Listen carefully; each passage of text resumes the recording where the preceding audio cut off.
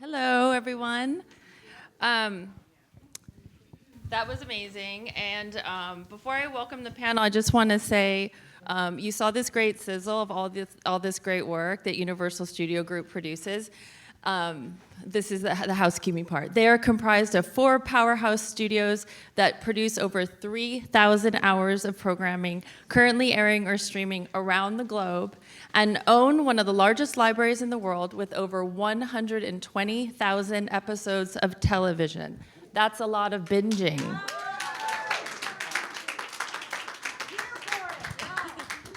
Okay. I'm now thrilled to introduce our panelists. Patricia Papard, the costume supervisor of Gaslit.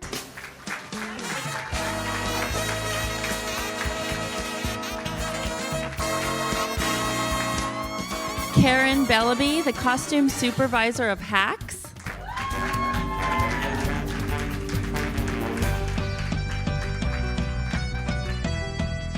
Matthew Hemsath, the costume designer of Girls5Eva, and also Dr. Death. Matthew's going to be on Zoom eventually. There he is.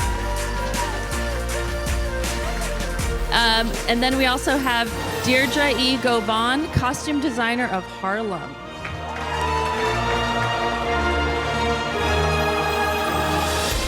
Last but not least, Mr. Danny Glicker, costume designer of just launched Angeline.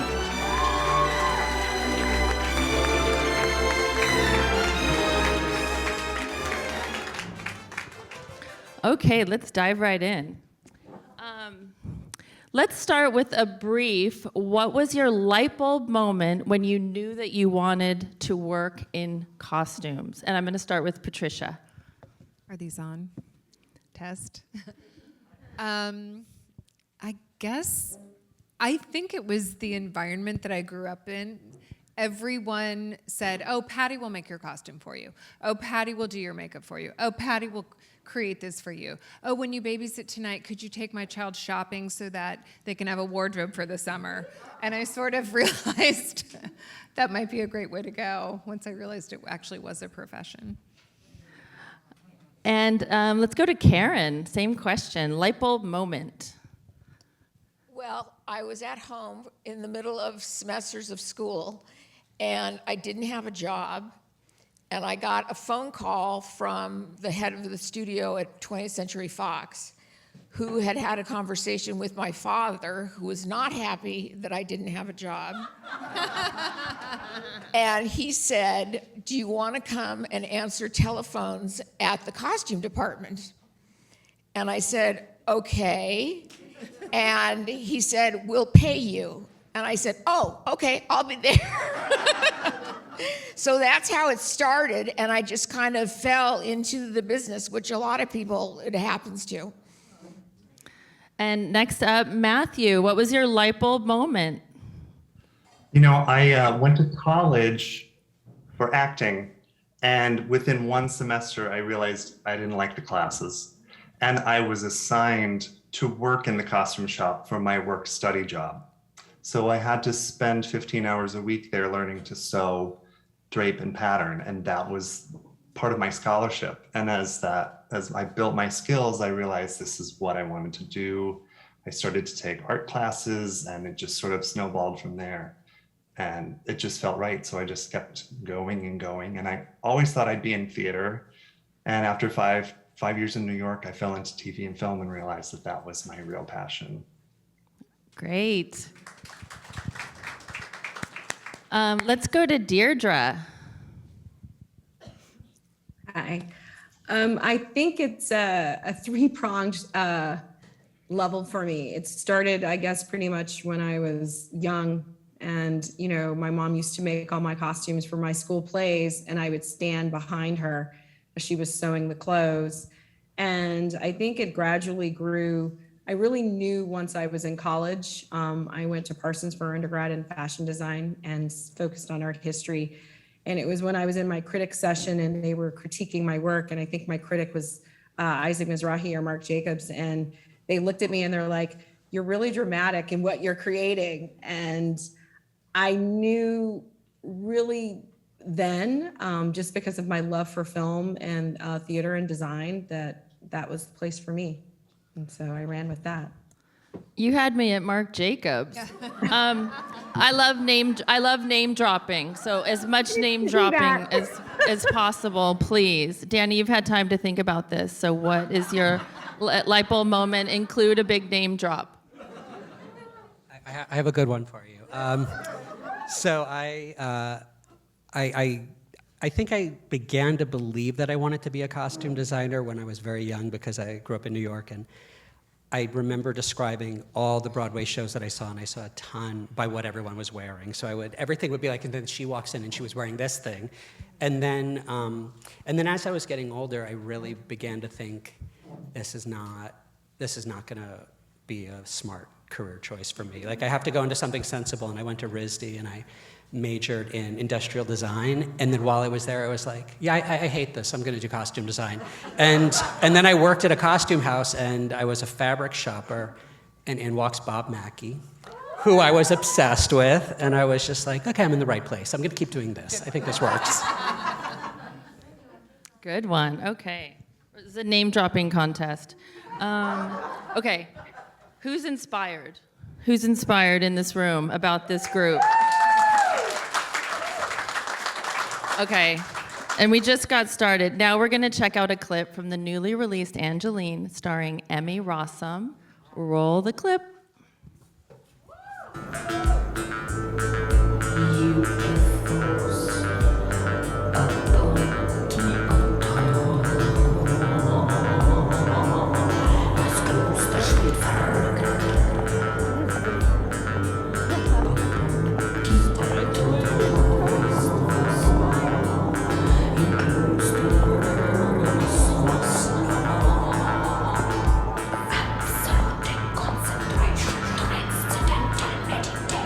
Darling, everyone's ready.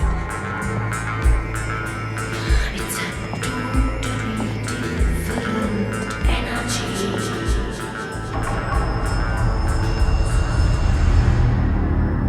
One, two, three, four, five.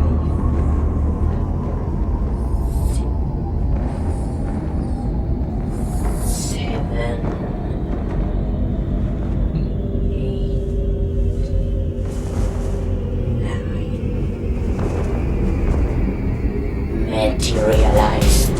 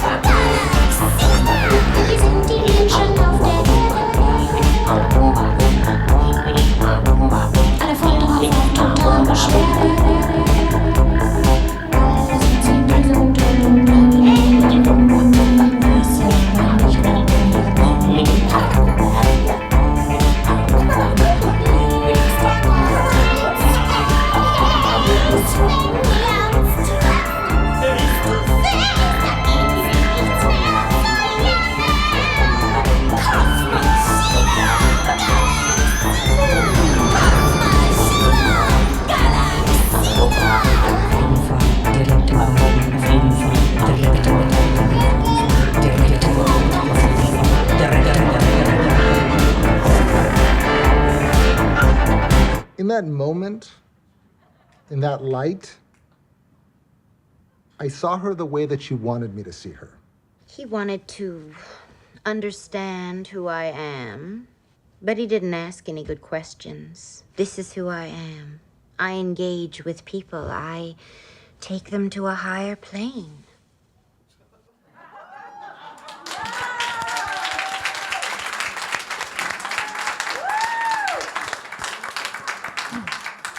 Okay, Danny, before you walk us through the clip, I have to say, This is going to be so completely different than what you think I'm going to say. I have to say that I worked with Gary Baum, played here by Alex Karpovsky, who wrote the Hollywood Reporter article in 2017 that led to this series. And you have completely nailed his look.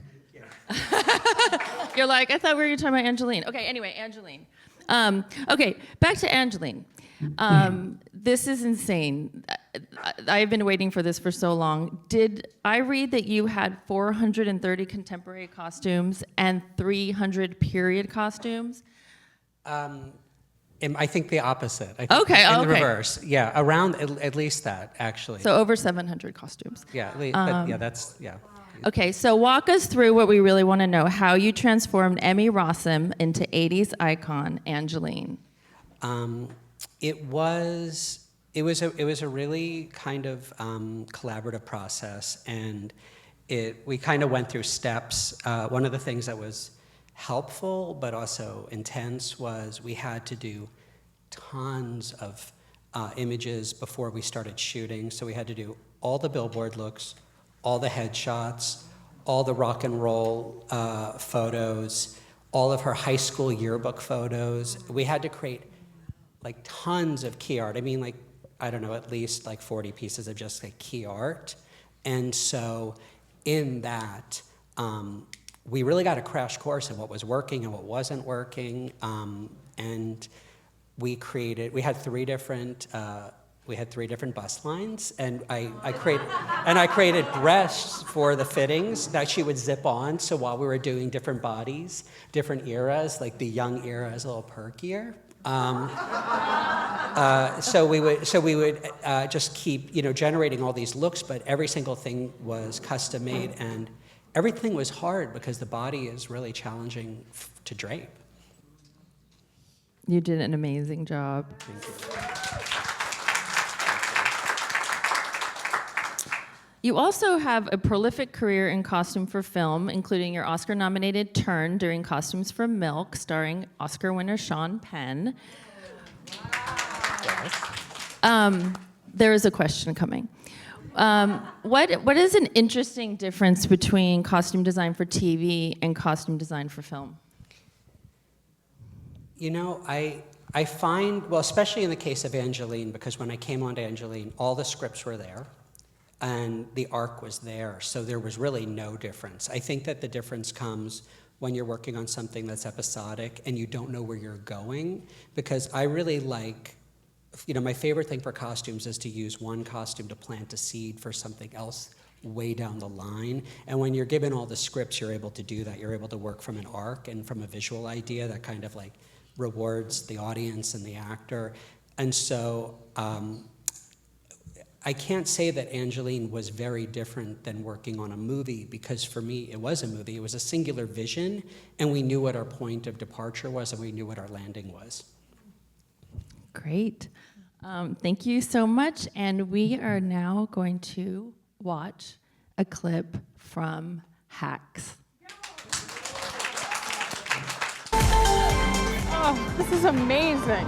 No wonder you love cruises. They're like the Vegas of the sea. Oh, it's terrible. Gay men get me. They always have. Lesbians aren't my crowd. And they're crawling all over this boat. Oh, it's not a boat, it's a ship. See? They don't like me for some reason. Could it be your hundreds of thousands of jokes at their expense over the years? I think they feel threatened. Okay. I actually meant this was amazing for me. So. Nice chacos. Nice chacos to you. What'd you say?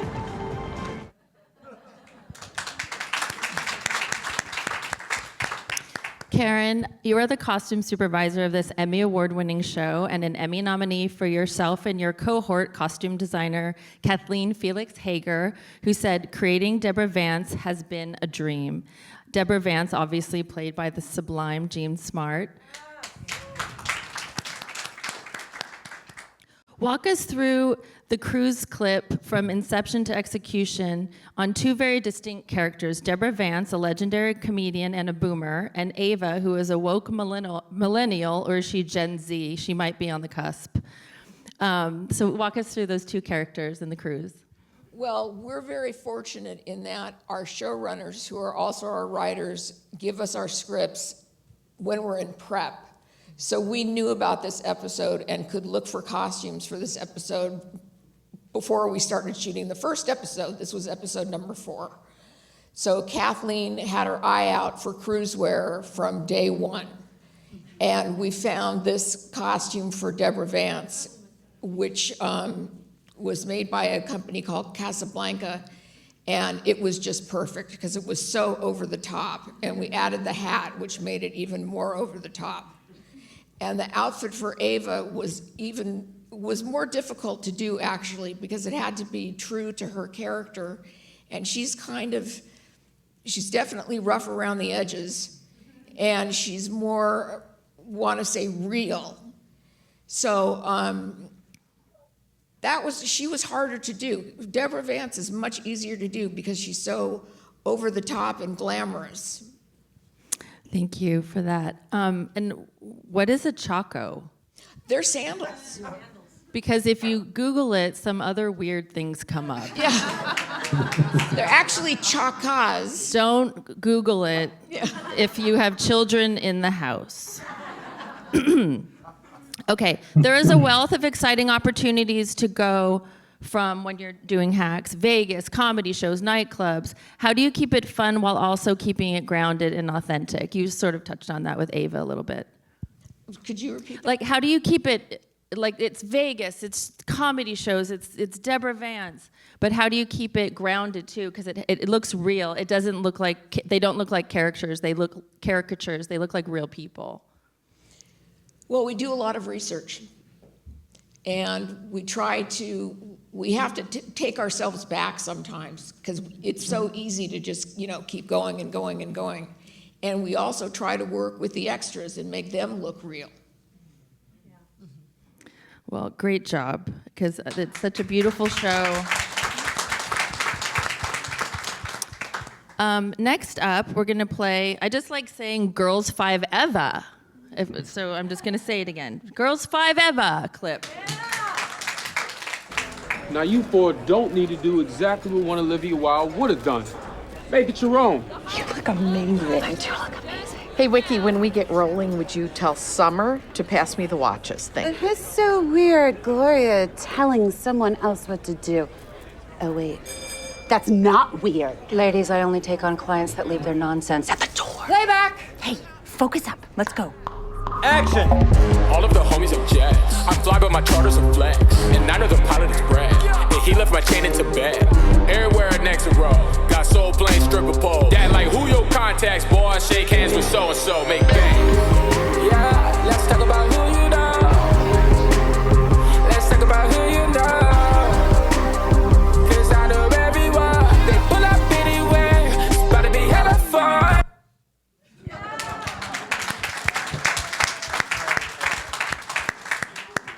Oh, that is overwhelming in a good way. Matthew, my gosh, was that as fun as it looked? Yes. This couldn't have been easy. This couldn't have been easy. You all make it look easy. It's not easy. This could not have been easy to make this all gold world look amazing and funny and all the things that it is. Talk about your process in this scene. Yeah, it was not easy. I mean, when I first got the script, this was in our 3rd episode. And we did not have the script until we were in the middle of shooting episode 2. And when I read the words Met Gala Fabulous, my heart dropped. Like, oh my God, how are we gonna do this? And then the next thing was my creativity, my imagination went so wild, I had to start reining it in. Like, I asked Meredith, is it wearable art? Is it clothing? Like, how insane are we going here? And she said, no, it's clothing. Okay, so that was like narrowing it down. And the song hadn't been written yet, so we had to push forward. And I said, well, let's go with gold. I mean, what's more fabulous than gold? And we can just pile it on top of them and just keep going and going and going. So once we signed off on the color, we just started buying everything gold we could find, and we just filled racks of things and got it all in. And then I like to just play on dress forms once I have it to start figuring out the combinations. And I knew we would custom make something for Paula, and she's always ready to go any distance. And I said, okay, let's give her the brightest, goldest costume. Like, she should look like an Oscar statue. And we rented some pieces from Laurel DeWitt, who's a fabulous fashion designer in LA, and that's the outfit that Renee is wearing. And some of the other dresses were, you know, bought off the rack, but then we added more detail to them, the spikes and all the jewelry. And we sort of had half fittings because the ladies are always in every scene. So I never have a complete fitting with them. It's like we get most of the way there, and then the day of, we end up throwing the jewelry on. And a man named Mio made the headpieces for Paula and Sarah and Busy. And he's an incredible artist in New York. And so finally that morning, they all walked out of their dressing rooms and saw each other for the first time. And they just screamed just in the green room. And that is always the best part of the group scenes, when they see each other, because they have so much fun and they love to see each other. And that's like, those ladies love each other so much that it's fun to see them having fun. So that was sort of how we got to that point. Amazing, amazing work. Okay, I'm going to come back to you later, but now we are going to see a clip from Gaslit. Mr. Mitchell has become the fall guy. Should the Nixon administration be afraid of you, Mrs. Mitchell? Well, I think you know the answer to that, Claire Cross. I used to hate that woman. She is starting to grow on me.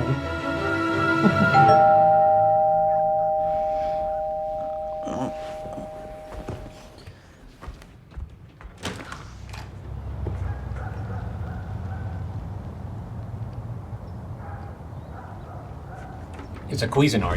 It's a food processor.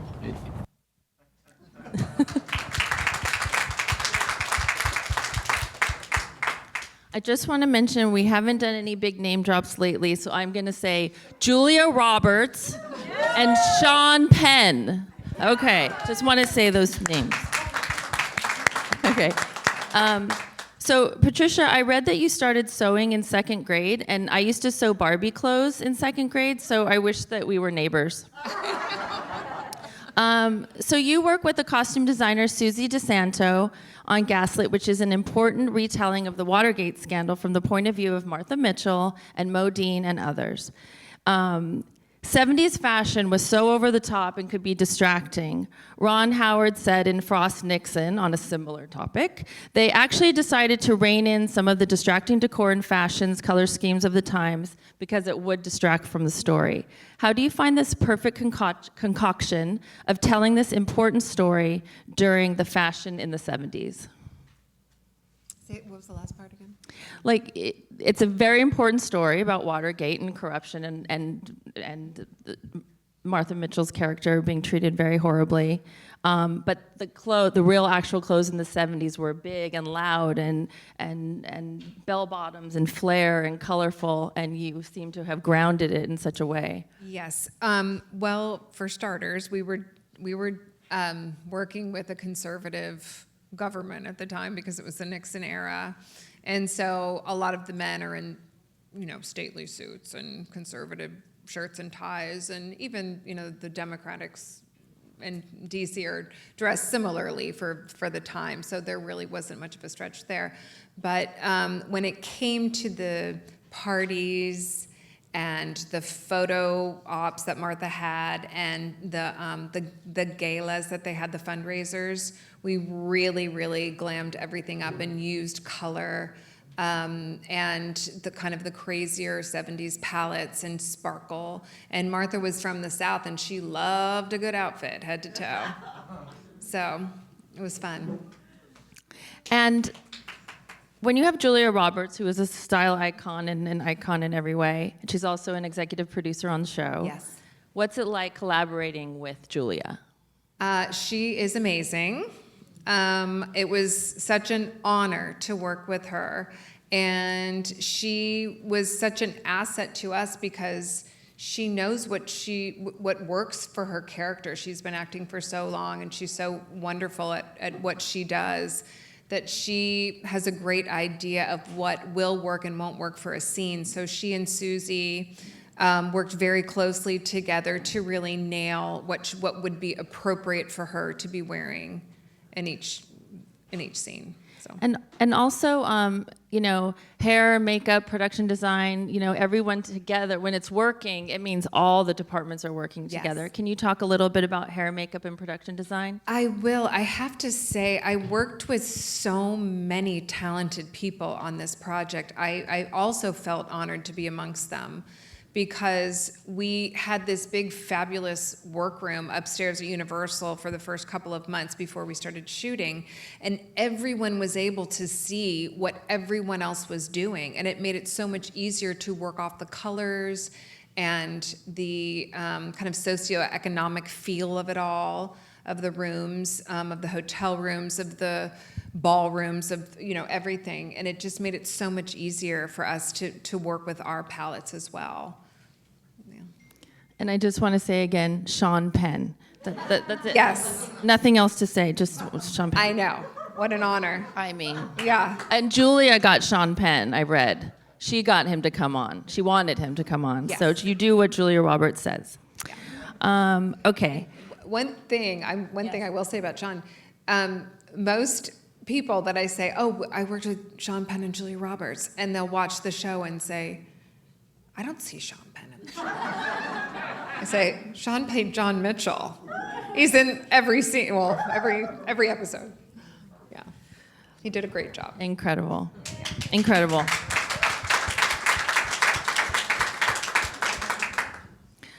Deirdre, thanks for your patience. I'm getting to you, and definitely getting to one of the shows that I'm telling you makes me want to go shopping and go drinking with my friends. Pandemic be damned.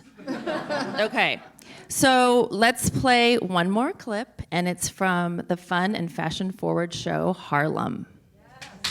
So lonely, I forget what I'm worth. We get so lonely, we pretend that this works. I'm so ashamed of myself. Told y'all. Damn. Guys, I'm fine. I'm seriously fine. Girl, you know we don't believe you, right? Rainbow sprinkles in your hair. Guys, this is completely normal. In all ancient cultures, they would feast after death. And I think getting this close to promotion when Robin is fired is exactly the kind of grief that deserves a Sunday in bed. Girl, all this ain't just about work, and you are giving me serious 2016 deja vu. And we're not gonna let you disappear for weeks over Ian like you did the last time. Nope, out of bed, we're going out. You guys don't understand, I was this close to full-time, which means benefits and a nice raise, and I was finally on track for tenure. And yes, fine, Ian being engaged was a surprise too. When you saw her at the party, did she look pregnant?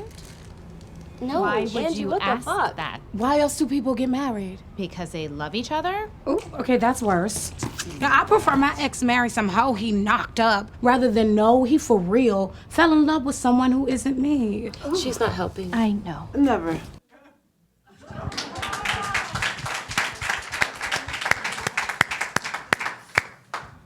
So, Deirdre, tell me about this scene where Camille is nursing her wounds and your process to bring these four friends, Ty, Angie, Camille, and Quinn, who are all a close-knit group, but who all have very unique styles.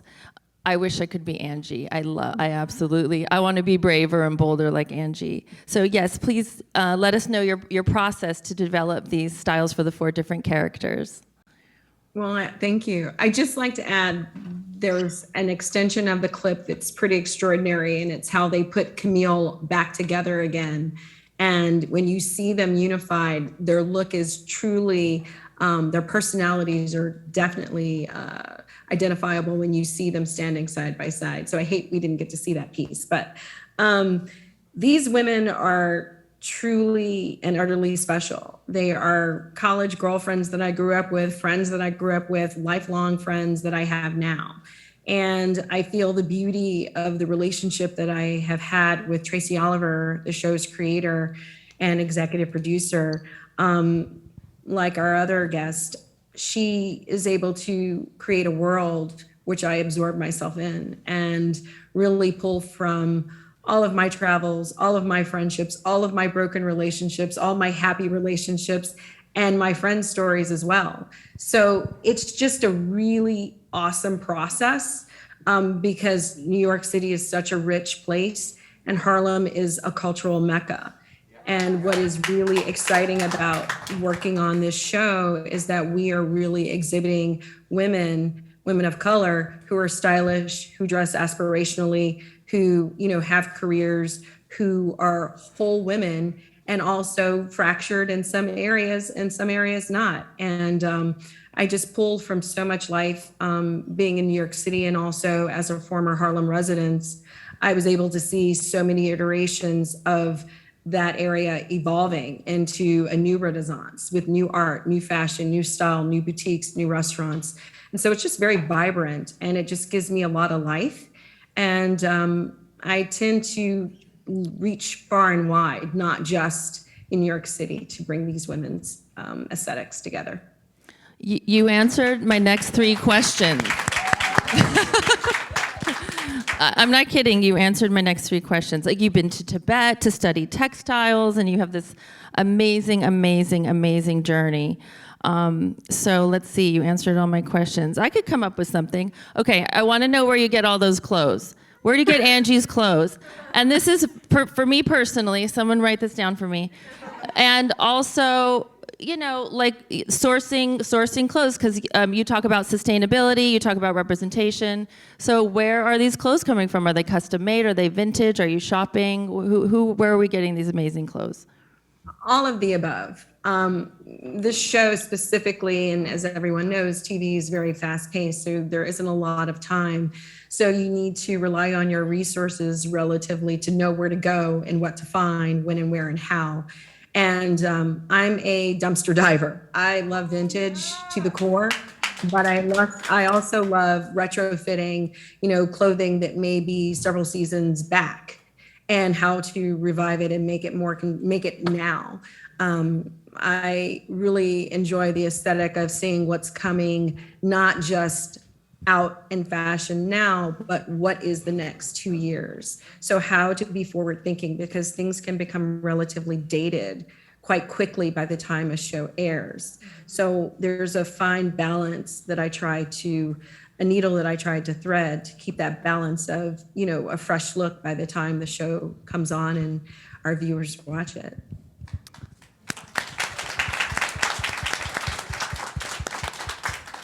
I remember an old quote, and if I'm wrong, don't fact check me, but I'm going to say it anyway. Martha Stewart said you wear 20% of your clothes 80% of the time. Is that the good math? So you basically wear the same things every day, right? So episodic television does not have that luxury. They seem to have an infinite amount of clothes. So can you talk to that, Deirdre? Like, it's fast-paced. You have 4 main characters. Their clothes are out of control, beautiful and unique. How do you keep up that fast pace? I like what you said. There seems to have existed an unspoken golden rule in designing for television, and that every time you see a new episode, it needs to be something new. I don't really hold to that adage. I try to recirculate clothing because I believe that we are trying to show real people in this show specifically. And I do feel there are elements that they would repeat. So that's the process I try and adhere to. I also tend to find signature pieces and make those the benchmark of the looks that I'm creating for each character. Well, great job. Amazing job. Thank you. Last question. It's fun. It's going to be rapid fire. And it is, what is your personal style in 5 words or less? Okay? Danny, personal style, 5 words or less. Investment pieces. What? Investment pieces.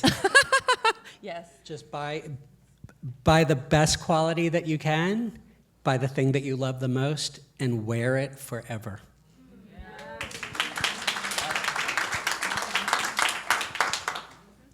Karen. professional, and comfortable. Also chic, hello. Oh, well, thank you. Beautiful jewelry, I've noticed since I met you an hour ago, like, the bling is good. Patricia. My work life, I like to collect classic pieces. In my private life, it's just beach style, because I like to swim in the ocean. So.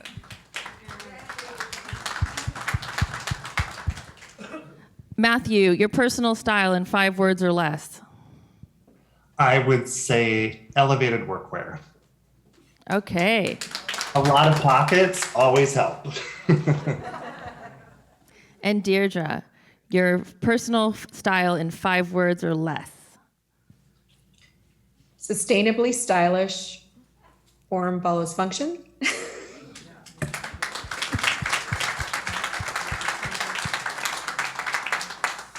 Although I want to stay here all day and talk more, because I'm sure you all do too, because this is an amazing group of people, and I'm so impressed. And it was the most exciting and best research I've had to do in such a long time. It was a feast.